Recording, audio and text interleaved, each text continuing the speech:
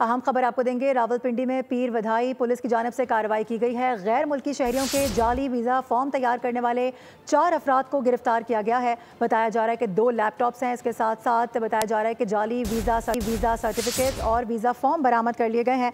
मुल्जिमान अफगान शहरियों के लिए जाली दस्तावेज तैयार करके भारी रकम ले रहे थे। बात करेंगे स्टार खान से। स्टार, क्या डिटेल सामने आई हैं?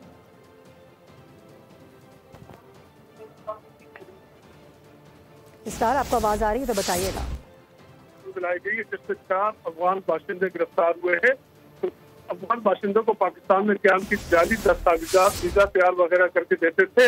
गिरफ्तार मुल्जिमान अफगान बाशिंदे जबकि कब्जे से जाली वीजे, लैपटॉप, कलर प्रिंटर, पासपोर्ट और 25 में जाली दस्तावेजात जो बरामद हुई है।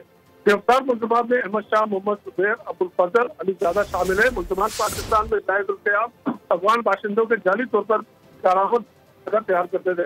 मुल्जिमान के कब्जे से मंसूख करता कारामद बनाए थे मुल्जिमान गिरफ्तार करके मजीद कार्रवाई अमल में लाई जा रही है। सही है, ठीक है स्टार, आपका बहुत शुक्रिया। सब्सक्राइब करें और बेल दबाएं ताकि कोई खबर रह न जाए।